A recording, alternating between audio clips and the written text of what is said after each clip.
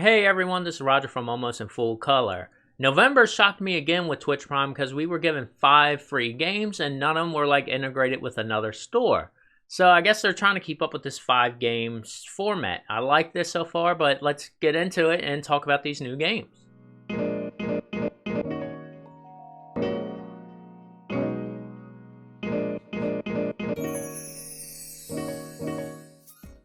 Okay, the theme for this month was what I figure is different timelines or different areas in the world. There's a lot of old style games or different universes. The first one is Double Cross, which actually came out January of this year and got a Metacritic score of 70 by one person. This was available for 20 bucks in Steam. And this is a platformer where you're interdimensional cops. Interdimensional travel was possible and they needed a way to regulate it. So you're part of this cop organization. And at first, this art style was really odd. I felt like the characters were kind of like cutouts, to better describe it. They had kind of a basic animation, but as more I played it, I kind of liked it. It was really weird. The story was hard for me to get into. This was no like really voice actors and kind of just a bunch to go into, and I kind of lost interest in the story, and I was slowly losing faith in the game with the start of this weird art style and the story. But then once I played the actual platformer part, I started enjoying it. There was this slowdown mechanic to like grapple or throw bombs at stuff, and it made it interesting. And the first level, you're introduced to like this goo that you could jump up to go higher and kind of bounce on top of if you're not stuck in it. And it made the platformer actually really fun. So as a platformer, I enjoyed this game a lot, but there wasn't really many bad guys. They were very basic to fight. It wasn't really hard on that aspect. And then they try to do this mystery solving thing where you go to each level and get these clues and try to figure out the next steps. I just did not buy into this at all. So this made me on the fence about it. So I would say don't download this unless you really like platformer games. The graphics were odd, but they stuck out to me in a good way, and the story was hard to get into. Next up, we have Darksiders 2 Definitive Edition. I always want to say definitive, but it's Definitive. And this came out in 2015 for a 2012 game that still runs 30 bucks today and got a Metacritic score of 81. And this is your typical hack and slash. And basically, this new edition was improved graphics to include all the DLCs to make it a little more for next-gen consoles, because the original Darksiders 2 came out for the 360 and PS3. I remember this game for being an Xbox 360 gamer, and this was kind of our God of War. We didn't have God of War on the 360, and this was kind of our replacement. I won't say it's as good as God of War, but it was really good to play. Also saw that the reviews were lower for this edition of the game because everybody fussed if you play the original or had the original, it's not worth upgrading. So I'm just going to count the original scores for this to 81.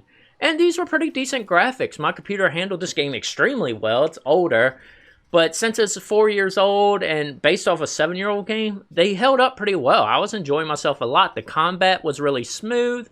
This did have the problem that I hated in some of these hack and slash. The camera's a little close, so you can't see the whole field enough to dodge enemies that are behind you. So a lot of times you'll just get hit in the back and you didn't really have much time to react. I figured that locking on people kind of helped me with that. Pretty good story. I never completed the first Darksiders. I played very little of Darksiders 2 at a friend's house. But I kind of liked the mythology they were going with the 4 horsemen and all of humanity's dead in this second start. And yeah, I felt like I caught up to this story of Darksiders 1. So it seemed it's a parallel storyline. So that was very helpful. This had some cool little puzzles that you expect on these hack and slash games to get to a next area. This game was very violent, like most of the hack and slash games I know.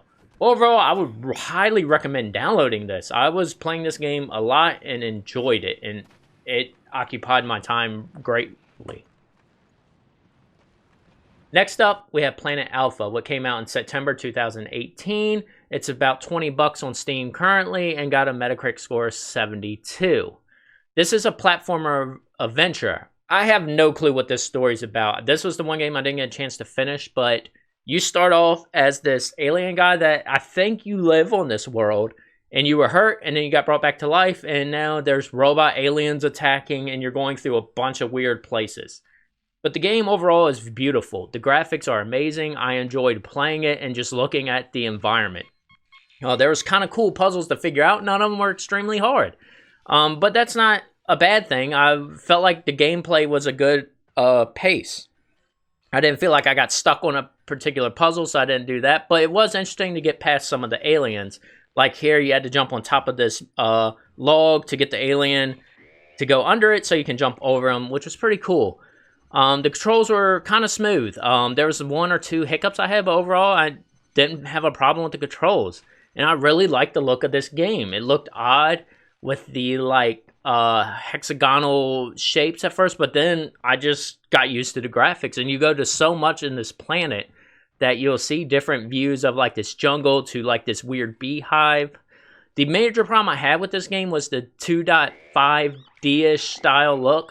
So, like, when I got into, like, that weird beehive or alien hive, whatever it was, there was guards there. I couldn't tell where they were looking at times because they would fly forward and backwards instead of left and right, and it was kind of hard to tell when they were looking in my area or not. That was, like, the only really gripe I had on this game, though. So I recommend this was a download. I enjoyed this platformer a lot and had a lot of fun playing this. Next up was Sword Legacy Omen. This came out in August of last year, and it's about $18 actually, and the highest rating I could find on Metacritic was 68. This was a turn-based RPG based on medieval times where you're starting where your kingdom's under attack, and you have to go revive everything. Very similar to a lot of the medieval times for this. This was a normal RPG character lineup. You had your warrior, mage, healer, nothing there. You always ran with a party of 4. The art style in-game was really unique, and I kind of liked it. It was like this comic booky feel, and it was nice to see. This is a grid fighting turn-based system, so if you're not familiar with grid fighting, you usually have this square you fight on, and it's very important where your location is. So you usually want to go from attack an enemy from the side or behind them to get more damage points, and you can push barrels into people, so if you're in line of fire, that does that, and you can actually take cover. I like this style a lot, but I know some people don't like this, especially in RPG games. This works well in XCOM, but stuff like this, it may not. But the combat was very enjoyable to me. I had fun with this, but it got extremely hard fast. Like, I lost a person on the first level, and I was shocked that it picked up the difficulty that fast.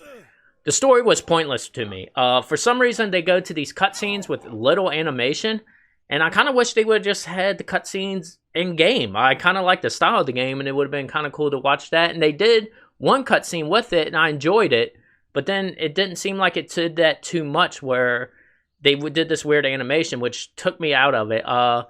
Combat was a standout. I thought they spent a lot of time here, and it worked really well. Each character had a cost, so some of them had like 8, and that counted. Each block you moved was 1 cost, and then your moves also counted like 2 or 3. So you had to balance how much do you want to move versus attack. But overall, I would say don't download this. It was similar to Devil Cross, where the core gameplay was good, but everything outside of it just wasn't enough for me to keep playing. Next up, we have Turmoil. This came out in June 2016. It's $10, and it was a 73 on Metacritic, from what I could find. And this is a oil simulator. Basically, the goal here is you're back in the like 1800s or late 1800s when oil first started, and you're trying to mine oil to sell, and you're competing against 3 other people. What I found odd was we're selling oil, and it's all about horse and carriage, so we don't trust in our product. I guess we want to make more money instead of use our product. And basically, you want to sell, and you match these 2 sides. You have a left oil company and a right oil company, and the prices go up and down throughout the time of the level, and you want to sell who is ever higher. I couldn't find a good baseline to sell. I kind of started selling around 85 cents, and would do that, but I didn't find like a good price, and I couldn't find anything in there. So you buy land each round, and you kind of extract as much oil as you can from that land. Time does expand. You kind of start with like 3 months, and then you get to a year. And it's kind of cool. You have to buy this person that does the old stick to find like how they used to get water for wells to figure out the oil wells here. And then once they find something, you kind of dig and try to find that repository. It was a simple game and it had a basic upgrade system, but it did get repetitive really fast. It was still challenging. I did enjoy my time with this, but it was also a mobile game. And if I had this, I think, on my iPhone or Android phone, I would have probably enjoyed it a lot more. So for PC, I would say don't download this. It's not really much of a game here. It was very entertaining, but the mobile would have been there. So before I do my recap of the pros and cons, because these were my opinions, the reason I gave 3 don'ts downloads this time was it was hard to decide. So these were like a lot on the fence. I would definitely give them like 60, 70s reviews. So they were pretty high. They weren't horrible games. It was just the problem was their core gameplay was really good, but everything surrounding it just didn't hold up. Like Double Cross was a great platformer, but everything like the mystery solving, just I couldn't get into it. And the same with Turmoil and Sword Legacy. Like, I just felt like there could have been more. So I did give them don't, but I wouldn't take these very harsh. And I'll get into the pros and cons of this. But if I had to pick 2 games, it would have been definitely the Darksiders and Planet Alpha. So Double Cross, while you would play it, you love platformers. And you'll probably skip it if you hate platformers, or the story is slow and it was kind of bland. The mystery thing got annoying fast. Darksiders 2, a perfect hack and slash game. This is, like I said, these are usually compared up with God of War, not at the same level, but same style. And you'll have fun. If you like God of War, you'll like this game. This con here is I would skip it if you play Darksiders 2 because evidently there wasn't much here to improve on. You're not going to get a whole new experience. Planet Alpha, if you like art and platforming, this is a very good game. This con here is it's very confusing. I still don't understand the story. It's like one of them games you play to figure out what's happening, and if you don't like that, don't worry about this game. Sword Legacy Omen, very good turn-based grid RPG game. The con is that's all it kind of came with it. Medieval storylines, if you don't like them, you're definitely not going to like this. And then Turmoil is a pretty simple game. If you just like these simple games, they're really fun. The con here is it is a mobile game, and I kind of feel like it does stand as mobile way better than a PC. Anyways, that's all I have. There was 5 new games. I kind of like this trend. We're not repeating games again. So I kind of like that we got a bunch of new games, and I wonder if they're going to keep up with these 5 games. I think it's going to be hard to do that. But I've been enjoying it so far, and I hope y'all have been enjoying this series. Please, this series. I don't know why I said this seriously. So I hope you enjoyed this series. Please leave a comment if you have any things you want to add or to talk about. And please like and subscribe to the channel for more videos about video games and various other things. Thank you for your time.